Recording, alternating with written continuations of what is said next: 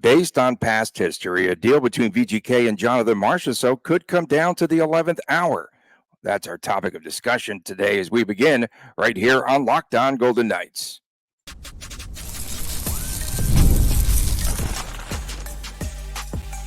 You're Locked On Golden Knights, your daily podcast on the Vegas Golden Knights, part of the Locked On Podcast Network, your team every day. Well, hi again, everyone. Tony Cardasco, Kris Knoblauch from Las Vegas. Thanks for making us your first listen each and every day. You can find us wherever you get your podcast. And please make sure to subscribe to our Locked On Golden Knights YouTube channel. We are brought to you today by FanDuel. Go to FanDuel.com/LockedOn. And right now, new customers get $150 in bonus bets with any winning $5 bet. Kris, historically speaking, the Golden Knights could hold out to the bitter end if and when the club comes to terms for an extension with Jonathan Marchessault. For instance, remember it was the day before the start of the 2022 season in which Nick Hague, right, then a restricted free agent, finally signed a 3-year contract. There have been some other instances where VGK negotiated right to the bitter end. August of 2018, the way back machine, VGK works out a contract with William Karlsson the day before arbitration with a new 1-year contract, which at the time was worth $5.25 million. And remember, VGK thought that it was holding all the cards, but they took a gigantic L in the Nate Schmidt case, right? So Schmidt, he won a $4.45 million 2-year contract from the arbitrator. VGK offered $1.9 million a year. So now the Marchessault free agency taking center stage. And this is the point in which for Marchessault, he thought it was a long and tedious process from the beginning of the season, but now the real sweating begins. I guess why do these deals keep going down to the 11th hour? Nicholas Hague, I recall there was something else, another contract that needed to get done, I think, before Hague's deal could get done, if I recall. And whatever money was left, basically, Nick Hague was going to hit his agent would hit the max bet button. Was that Riley Smith in 22? It could have possibly been. I don't know. But I know Nick Hague, because he missed the first game of the season, if you remember, and everything. And so, but yeah, his agent went for all the marbles, whatever was left afterwards, and rightfully so. I mean, maybe that was a spot where Nick Hague actually did hold all the cards. But why do all these situations keep going to the 11th hour? That's the question. And I think it's because it benefits the Golden Knights. I think they're simply trying to wait people out, call it what it is. There's other things going on. And the Marchessault situation, I honestly, night and day, I think we have different emotions about this, but maybe today is the softer side of me, just wondering if the conversations are, listen, right now, until we do something and there is a plan to do something, we can't give you what you want. So just chill out and wait a second. And you hope that's maybe what's going to happen. Was reported by the NHL Network that there will be discussions with Marchessault and the Golden Knights as early as this week about a potential contract extension. Whether that's the pen's gonna hit the paper yet or not, we'll see about that. But hopefully, another week from now, if Marchessault doesn't pop up somewhere in Montreal or at the World Series of Poker or somewhere else, he doesn't have similar comments like he did last week. So VGK, let me get this straight. They would like to get Marchessault signed by the 30th of this month because the clock is ticking now. I mean, I think before the 30th. I mean, I deals can't be negotiated with other teams or anything like that. I know the NHL has rules about teams engaging in discussions with pending UFAs before that moment actually comes. But don't kid yourself for a second. Brisson's working the phone right now and, kicking tires about a potential UFA in the desert somewhere. Hey, would this be a fit for your organization? And if so, those conversations, and it's not just March, so it's happening with every potential free agent coming up. And I'm sure Brisson is going to take that to the table with the Golden Knights and say, listen, Team XYZ is ready to come in at 3 times 7.5. We understand the Golden Knights situation. Can we get this done at 4 times 7 for him to retire Vegas Golden? Something like that. Those conversations are happening and definitely will happen and will influence this. And you almost wonder if there's going to be some gamesmanship amongst the GMs, right? A GM says, a Pacific Division general manager says, hey, we're willing to come in at 4 times 8s to kind of bid it up a little bit. A little bit of name that tune action going on. And then you just wonder which side is going to say they can name that tune first and dump it on the other. I'm just curious what becomes if they do have to break up the conjoined twins. That will be, speaking of tedious, Carlson and Marchessault. Conjoined twins, remember? I guess. Okay. I guess. I mean, it's so honestly, I'm here for I'm here for the mayhem and the craziness. If Marchessault were to not be a member of the Golden Knights as of July the 1st, and even the crazierness, if that's a word, if July the 2nd he did get a contract from, let's just say, a Pacific Division team, and Marchessault would have to come here not once but twice, and yeah, that would be something, huh? So UFAs this year, so they always have to wait until the end of the draft, the NHL draft, but it's typically, I believe, Kris, a lot earlier in the month of June. So they will only have a window, teams and UFAs. I think, correct me if I'm wrong, I don't know if you know the rules here or anything, but UFAs cannot start talking to teams until after the entry draft ends. So the entry draft ends on the 29th, I believe. And then the 30th would just be a one-day window where you can start with all the shenanigans and stuff. And then you go right into free agency on the 1st. So I think it's just a one-day window this year, where typically it's been maybe a few days. What are you saying? Who can't talk to who right now? Like the Golden Knights and Marchessault can negotiate now. Like teams cannot talk to other UFA. I got you. Until it's happening now. I don't kid. Yeah, I follow what you're saying now. Yeah, of course. And of course, those bars there in the casino, that's where a lot of stuff's going to be happening at the Venetian Hotel, right there next to the Sphere. Right next to the Sphere. What a great picture. If let's go hang out there. Yeah, no, I think that'd be cool. No paparazzi, but this might be worth it. We might have to carry some of those GMs out of there, late night. But I think you can. I think it would be a great photo op if you had, just like 4 or 5 GMs in the bar, all down in, a drink or something. No ties. First button undone. Maybe first 2 or 3 buttons undone, depending on what type of cats we got in town here. But would be interesting to see. And then all of a sudden, those 2 teams lock for a major trade, or if McCrimmon's talking to, I don't know, the Vancouver Canucks general manager or something, and all of a sudden the Canucks were the ones to sign Jonathan Marchessault, and then you got that picture the night before or something. That'd be pretty dynamite, huh? That would be pretty interesting. And to me though, okay, so in free agency, as soon as you're a free agent, so did the Golden Knights, so Marchessault, right? Let's say he does get an offer from a team. Does VGK have an opportunity with UFAs to match that offer?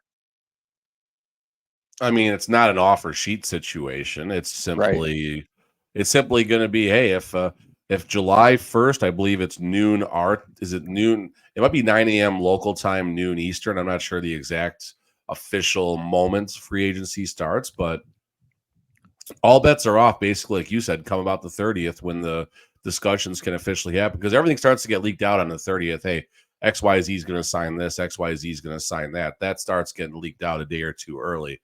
And honestly, if it's we had I think we do an off-season checkpoint, important dates coming up or something like that. Yeah, we did that one. Yeah, no, we did it. The NHL draft, I think that's really when it matters for Marchessault.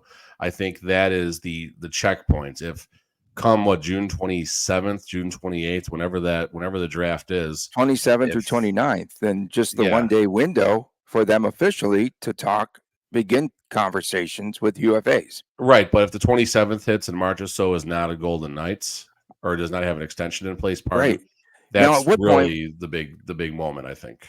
At what point, Kris, do you feel Marchessault just says, "I've just had enough of these shenanigans. I'm going to go sign with Utah"? At what point? I think the first half of your statement is fine. The second half, we'll see if it's Utah or Montreal or go back to Tampa or go back to Florida. I mean, you never know. I don't see him going to a San Jose just for a 4 times $34 million bag or something like, or 4 times 8.5 bag or something like that. But it definitely could happen. And I mean, the Golden Knights, they don't care when they negotiate. They don't care about UFAs. They don't care what the perception of the fans are when it comes to making deals and stuff like that. Everyone flipped out when Pacioretty got traded for a bag of used pucks. Everyone flipped out when Marc-Andre Fleury was traded for absolutely nothing. And the list goes on. Everyone flipped out when Nate Schmidt was traded for nothing because the team signed Alex Pietrangelo.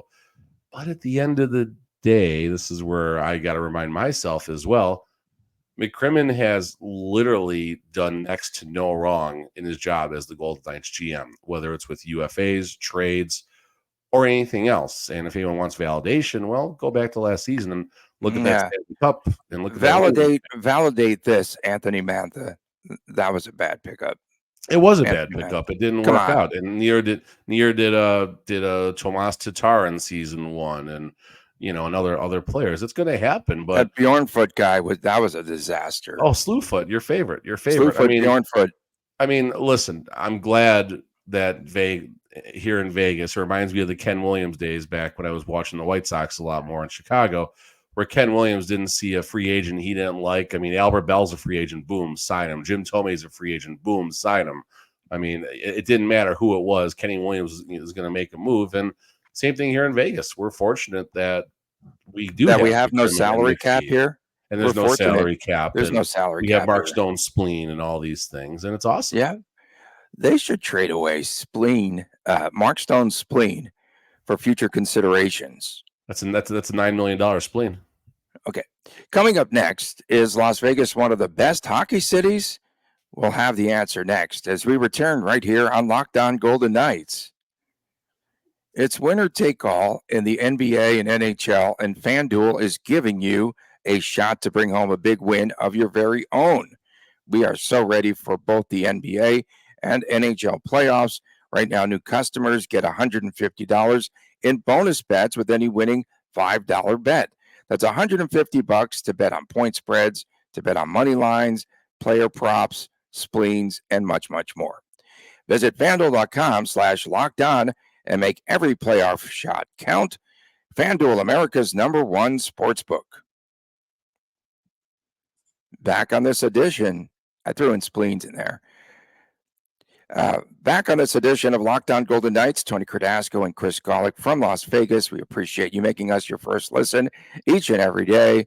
That might show up on our WTF radar coming up on Friday, where we just take all your comments and we get them out there in the Twitter sphere or X sphere or whatever that is. And of course, on Saturdays, it's the Kris and Kris Jr. show, the YouTube exclusive, and please subscribe there. Yesterday, a pretty controversial show, Mr. Knoblauch. I mean, I'm not wrong. And all the arguments about, you're going to get me fired up, thanks. All the arguments about Adin Hill not being a flash in the pan go back to the same 2 points. It's too early to tell. Exactly. That's why I said currently in his career. Well, he's had all these injuries. Exactly. That's a problem. He's always injured.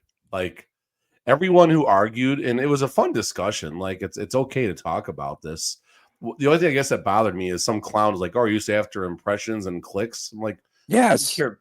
No, I mean, it's a legit topic. It's a topic. We thought it was a good topic. Yeah. If people want to click and watch the show, that helps. It buys me a cup of gas station coffee every now and then. But it's a noteworthy, worthwhile topic, and it did its job. If we got people split on both sides, and if we create engagement, that's good. But I believe he's a flash. Angel's a flash in the pan as of now, but he can still change that. I like when people start blasting me, and then of course I deflect to you and vice versa. That's always good. I mean, it was my topic. I texted you I last know, Thursday but about it, and I I put the know Twitter thing up there. I had to stir it up. Wallet Hub Coffee too. Thanks. Wallet Hub recently ranked 76 cities in the U.S. based on 21 indicators of what constitutes a good hockey city. Some of the criteria that they weighed included the number of championships, Stanley Cups, NHL fan engagement, attendance. Yeah, that, well, okay, even with all the variables, Las Vegas ranked 19th in the best cities for hockey fans poll, top 5, Boston, Pittsburgh, Detroit, Denver, and St. Louis. Glendale, Arizona, which doesn't even have a hockey team in the NHL anymore, was ranked ahead of Las Vegas. How is Anaheim ranked 16th, 3 spots ahead of Las Vegas? This has become a hockey town. I had to scroll all the way down. I don't want to call it a hack article because they put effort into it. Like, there's 80 points up for grabs. Number of NHL teams. Here's part of the weight. Performance of the teams. Stanley Cups, division championships, Hall of Fame head coaches plays into this. Is there a criteria for town criers in there? Franchise value, average. If you have one, you go to the bottom. By the way, okay. Number of coaches in the past 10 seasons. Well, Vegas already has 3 of those. We didn't hit 10 seasons yet. Stadium capacity, attendance, TV ratings. So I mean, this is good. I mean, like they're citing why they're doing all of this, but like the Hall of Fame head coaches, I don't know why that what relevance that has. So somehow Vegas comes in at 19 now. This is all U.S. There's no Canadian cities involved here as well. So Glendale, who I don't know what their coach, I mean, they've had Wayne Gretzky as a coach. Maybe that's why they're so high. I don't know. He's not a Hall of Fame coach, but he's a Hall of Famer. No Stanley Cups. No, even when they were in Glendale, their attendance was terrible. Anaheim's probably a better city than people realize. Chicago at 15 is an absolute joke. I mean, 6 Stanley Cups, and even before Bedard, they were still drawing okay. Now, obviously, they're doing much better. Philadelphia, Washington, St. Paul, Minnesota's cool, but the Wild have done nothing as far as accolades go. Buffalo does draw ratings. They don't draw people to the arena necessarily, but they do well in the TV ratings. The Sunrise, Florida, where the Panthers play, I don't think anyone even cares about the Panthers down there unless they're in the Stanley Cup Final. Call it what it is. New Jersey? Newark? Isn't that the armpit of America? Can I say that? Dude. No, don't go there. Enough? That's my hometown. Come on, man. So you should know more than anyone then. It is the armpit of America. That's why I'm here in Vegas.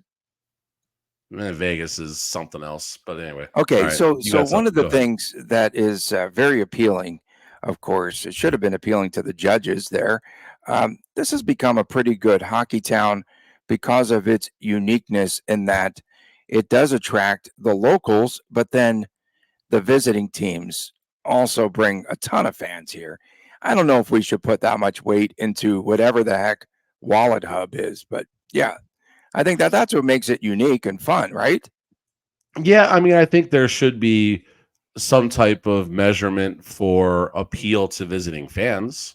I think that's definitely important here, and I think that should replace the number of coaches in the last 10 seasons and the number of Hall of Fame head coaches. I think that what would if be you the have first wait, thing. but what if you have made men in the front office? That should account for something. Made men in the front. That's pretty funny. Like, I was hoping this was like an old article or something. This is from May 29th. Like, yeah, it's a new one. I dug that up. I was really hoping like there was just. I wanted to get you triggered a little bit there, Golick. Well, this is less triggering than the Aiden Hill conversation because this.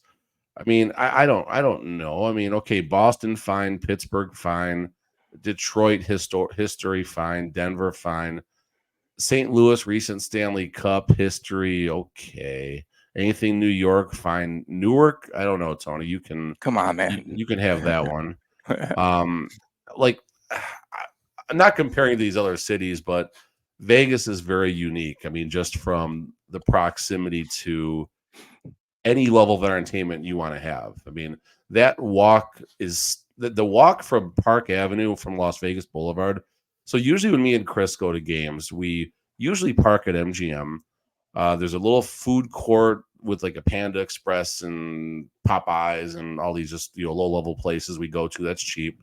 We go there and then we cross the bridge and we walk all the way up from Park Avenue down there, and you walk by a beer house and everything, and all the different jerseys, not just from the home fans but the road fans and everything. Like, it is such a melting pot of hockey as you're going through there. Everybody having a good time, everyone drinking, everyone eating. Just I don't know what other cities match that ambiance walking up. The Chicago Blackhawks definitely don't. It's you want to be really careful around the United Center if you're you want to park nice and close. You don't want to park more than a half mile away from the United Center, if you know what I mean. And I'm assuming a few of these other cities might fit that bill as well.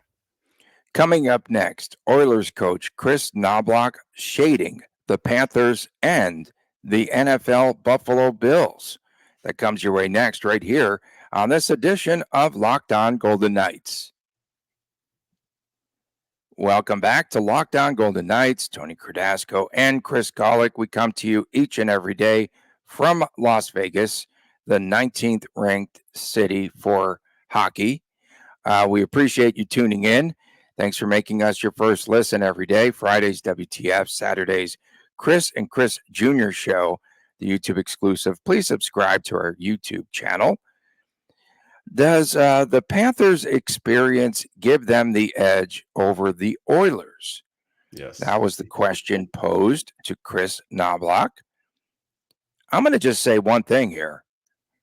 I know that you are the honk for the Edmonton Oilers. You said something. You said this the other day. Did you not on the show? You compare them to the Buffalo Bills? You forgot. You did. You did. No, I think I did say something. You said something about, I said that before. So now, Block watches the pod. Got it. Well, we know that you're the biggest Oilers fan, here in the South. Or if you're Bruce Cassidy, it would be up there. Las Vegas would be up there compared to Edmonton. Experience is good. I don't know how much experience is beneficial. Knoblauch, you'd have to ask the Buffalo Bills how important experience is. That's off the scales. It's good. I mean, listen, I'll say two things to this. Number one is the Panthers are direct beneficiaries of this, because I knew it when I looked them in the eyes when I was talking to all different Florida Panthers players at last year's Stanley Cup Media Day. They were not a deer in headlights necessarily, but their eyes were very big. They were really taking everything in, not necessarily as focused as they would have liked to be on the task in hand.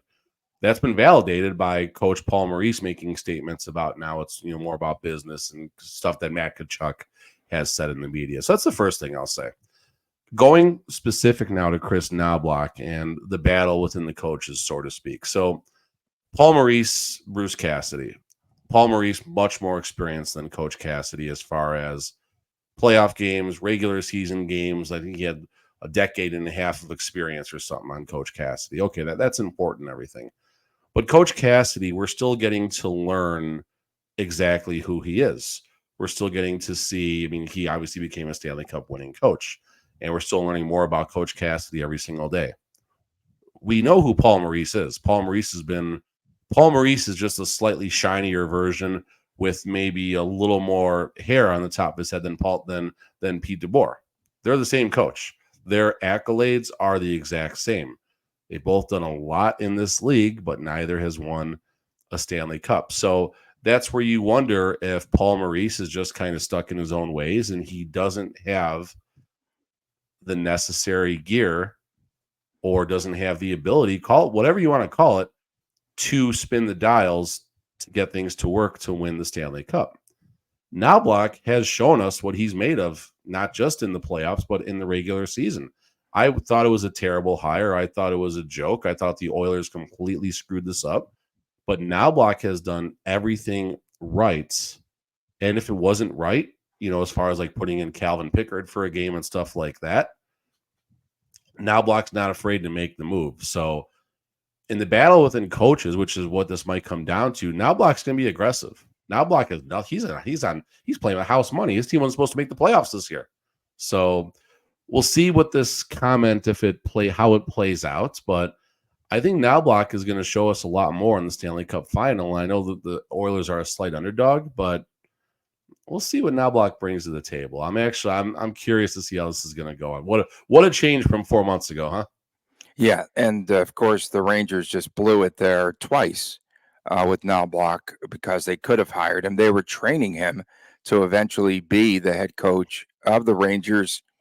They goofed up, of course, and now we've seen what Knoblauch has done. And is this Laviette's first year with the Rangers or second? What's that? Is this Laviette's first year with the Rangers or second? Yeah, it's his first. Because so they could have elevated Knoblauch in the offseason. They chose not to. They chose not to, but also when the job came up with Quinn, when he was the head coach, they blew that. They blew it twice.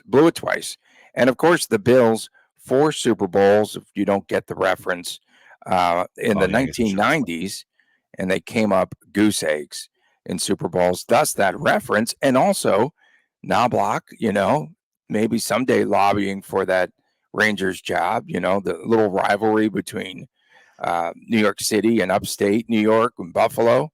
So he's getting some good digs in. I wanted to ask you if you saw that documentary 30 for 30 last night. I'm just here for the riot. My goodness, what a well done documentary. It was about the 2011 riots in Vancouver after the Canucks against Boston lost in Game 7. But the footage they had and the interviews from that time, and it was just well constructed, and what happened to a lot of those people, and they were arrested and jail time, and interviews with people that were throwing things through glass windows and stuff. If you have a chance, if that comes on again, you definitely need to check that out. You did not see that, huh? No, I mean, yeah, I remember like the game well. I actually remember really well because that was a Game 7 scenario. I had made a bet on the Bruins and the under. It was a good parlay that paid pretty well, but I was working 2 jobs. So this is odd for me. This is my 4th year removed from the poker industry. And normally this time of year, I would either be working 2 jobs. I'd be working the World Series of Poker while running a poker room. So basically 18, 20-hour shifts, 6, 7, 5, 6 days a week.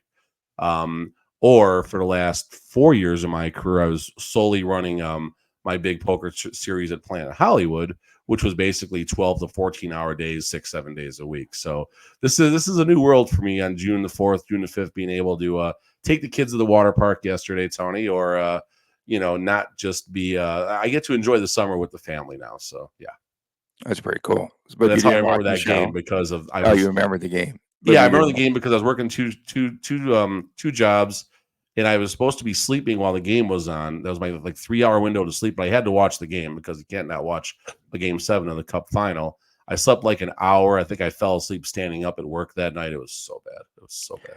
So last year when VGK won the Cup, right, going off the rails here a little bit, when they won the Cup, I was a little bit concerned about some doofuses out there on the strip and people just acting stupid. But then again, I wasn't as concerned. That's just Tuesday night, but yeah. Yeah, but I wasn't concerned that much because I think our folks here in our city would protect the city even more. I think then in other cities like, say, Vancouver, I think our fans definitely would have protected our town. So I was just thinking, what if that ever were to even apparently try to break out here in our town? I think they'd get a smackdown, right? Yeah, I mean, 2 things on that. I do remember texting with Amanda as after the game was over. Me and Kris obviously stayed, watched most of the Stanley Cup stuff, and got down by the ice and everything. And I was sending a text to Amanda, hey, everything okay out there? Just making sure, because we had to walk all the way across to MGM. She said, yeah, there's like no one out there anymore. I'm like, okay, that's cool. But you always wonder about, idiots, call it what it is, who have nothing to do with whatever the circumstances happening. They just come to a town to just do some stupid things for a little while because there's we'll just say an opportunity presents itself. I don't want to get too deep into political crap, but none of that happened. It was we walked out of the arena and we're like It was that John Travolta Crickets, right? from Pulp Fiction. Like, where is everybody? Like, Yeah, there were it was crickets. chill. And was that's chill. why It was that's nice. why Las Vegas is the number 19th place in the rankings for best hockey cities, because they should have been out there Because it celebrating. didn't burn after they won the Stanley Cup. On tomorrow's show, we're going to talk about our topic. I know our topic tomorrow is going to be, is this 23-24 edition of VGK the best team ever? I'm sorry, I got it. Why am I laughing already? The Hey, best don't forget- VGK team ever. Don't forget, this is the best podcast ever. Today's show, best one ever. Locked On Sports Today brings you can't miss analysis, opinions, and news. It streams 24/7 on YouTube or the free Amazon Fire TV channels app, part of the Locked On Podcast Network, your team every day. Please subscribe to our YouTube channel, Locked On Golden Knights. And of course, Friday, WTF, Saturday, Kris and Kris Jr. show on that aforementioned YouTube channel. For my man, Kris Knoblauch, I'm Tony Cardasco from Las Vegas. Have a terrific day. We'll see you again tomorrow right here on Locked On Golden Knights. And please take care.